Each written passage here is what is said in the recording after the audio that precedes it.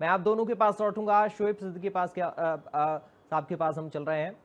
सिद्दीकी साहब, क्या नापाक मंसूबा नजर आता है आपको इस पूरे बवाल के पीछे जो करने की कोशिश की जा रही थी? देखिए सर, ऐसा है, ये मामला जो था कानपुर से उठा था। और कानपुर से उठते उठते आप देखिए पूरे इंडिया में फैल गया। उसके बाद मैं समझता हूँ कई मुल्कों में भी चर्चा चल रही है। हम्म। देखिए मैं बोल लूँ कि बीच में बात मुकम्मल नहीं हो पाएगी।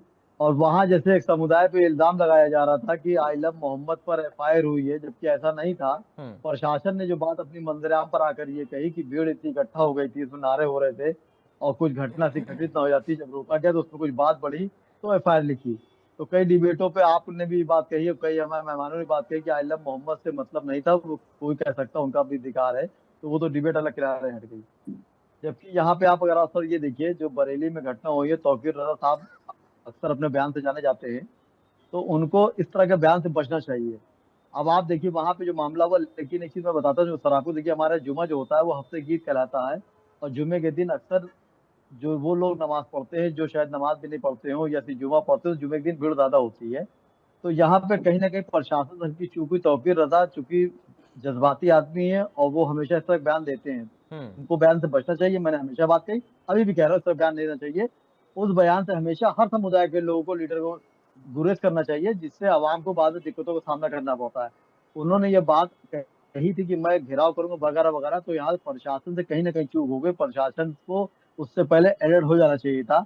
और उसमें आप देखिए कम से कम जो अभी यादव जी कह रहे थे, जो उनकी बात में दम था कि नमाज पढ़ के देखिए होता क्या है कि तकरीबन लोग चले गए थे, कुछ लोग वहां रह गए थे। और होता क्या है सर, कभी भी आप भीड़ देखिए किसी समुदाय की भी हो, कोई रैली निकल रही हो, तो उसमें चंद लोग इस तरह के भी शरीक होते हैं जो वो बवाल कर देते फिर भागते हैं, और उसके बाद आवाम सिद्दीकी जो साहब, है मैं पिस मैं जाती मैं है। बीच में एक सवाल यहां पर आपको, ये बात जी। अतुल यादव जी ने भी कही, ये बात आप भी कह रहे हैं कि ज्यादातर लोग चले गए थे, लेकिन उन मैसेजेस का क्या जो व्हाट्सएप के जरिए फैलाए गए और भीड़ को बुलाया गया? सवाल तो सर मैं उस पर आप है ना। बिल्कुल, जी बिल्कुल सही आप कह रहे हैं। मैं उसका दफा नहीं कर रहा हूँ, मैं डिफेंस वाली बात ही कर रहा हूँ। मैं ये कहना चाह रहा हूँ आपसे और कि अगर जैसे ऐसे एक लोग हजार आ रहे आदमी हैं जो मौजूद है सर। जिनकी मंशा ही उपद्रव करना है, चूंकि वो बुलावे पर आ रहे हैं, तो फिर कार्रवाई तो होगी देखिए ऐसे ऐसा, लोगों पर। देखिए देखिए देखिए, ये मुल्क संविधान से चलता है। संविधान के खिलाफ अगर शोएब सिद्दीकी जाएंगे या आप जाएंगे, कोई जाएगा, तो उसके सख्त सख्त कार्रवाई की जाएगी, इसमें कोई दो राय नहीं, कार्रवाई होनी चाहिए। और मेरी मुल्क के वजीर आजम नरेंद्र मोदी जी से भी और हमारे जो वजीर आला योगी आदित्यनाथ जी है, सख्त फैसले जाने जाते हैं। मेरी उनसे गुजारिश भी रहेगी कि निष्पक्ष जांच की जाए और जो दोषी हैं उनके साथ कार्रवाई की जाए, लेकिन जो निर्दोष फंसे हैं हम्म। उनको जो है थोड़ा सा जांच करने के बाद उनको बाहर किया जाए। सर एक बात और कह दूं, हमारे नबी का जो मामला था, हमारे नबी हमारे नहीं थे, पूरे आलम के लिए नबी बन के आए थे और उन्होंने हमेशा मोहब्बत का पैगाम दिया। कभी उन्होंने अहिंसा और इस तरह की बातें नहीं करी।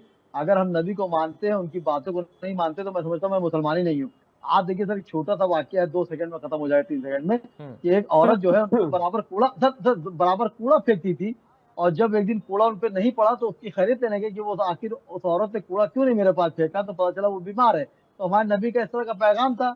तो इस तरह के नबी की मोहब्बत जो है दिल में रखें। मंदिर आराम पर आके हमारे नबी ने बताया कि वो चीज से गुरेज रखी जिससे किसी को दिक्कत हो। और नबी ने हमारे फरमाया भी है कि मुल्क की वफादारी आधा ईमान है, जिस मुल्क में रहो उसकी वफादारी करो। तो इस तरह की अगर कोई भी करता है, मैं समझता हूँ, और कम से कम सर जो एक बात निकल के आ रही है, वहां जो भीड़ इकट्ठा हो रही थी, वहां पर यह भी था परमिशन नहीं ली गई थी।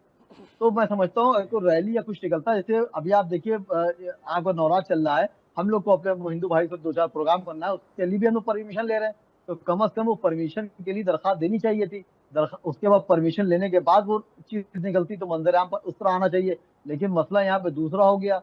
लेकिन हमारी गुजारिश मुख्यमंत्री जी से रहेगी कि निष्पक्ष जांच करें और हम्म। जो दोषी हैं उनको बख्शा ना जाए, लेकिन निर्दोष जो हैं कम से कम विवेचना सही मायने में की जाए। हम्म। और मैं हमेशा इसके सर खिलाफ रहा हूँ। देखिए सर, ईमानदारी की बात है सर, मुल्क देखिए संविधान से चलता है, उसके बाद शासनादेश होता है, अध्यादेश होता है। हम्म। और शासनादेश चलाइए, अगर अध्यादेश चाहे आप चलाए चाहे हम ठीक चलाए, है। वो गलत है, बिल्कुल गलत है, इसमें हम्म। कोई दो राय नहीं सर। हम्म। तो मैं उनके बयान जो है, मैं उनको इस बयान तौकीर रजा साहब को अपने बयान से बचना चाहिए था। हम्म। क्योंकि उन्होंने बयान दिया, आप देखिए हजारों लड़के अंदर हो गए हैं और होंगे, उनके माँ बाप परेशान है, कोर्ट कचहरी पुलिस साथ दौड़ दौड़ के परेशान हो गए। तो हम्म। ऐसी मैं समझता हूँ नबी ने ऐसी मोहब्बत से गुरेज भी किया है हम्म। जो अवाम को किसी भी समुदाय की परेशानी का सामना हो। तो मैं समझता हूँ ठीक है। नबी की आप मोहब्बत नहीं करके बल्कि उनको दिक्कतों का सामना करना पड़ा हमारे अवाम को। हम्म। जी ठीक सर। है। अतुल यादव जी जी। इत्तेफाक रख रहे हैं शोएब साहब की बात से, वो कह रहे हैं कि ऐसे बयान से तौकीर रजा को बचना चाहिए कम से कम। जी, मैं जो हमारे साथी पे अभी जिन्होंने बयान दिया है पत्रकार साहब ने, उनकी बात से मैं सहमत हूं और कानून के दायरे में सब कुछ होना चाहिए। मैंने पहले भी कहा कि कानून के दायरे में ही कार्रवाई हो और किसी को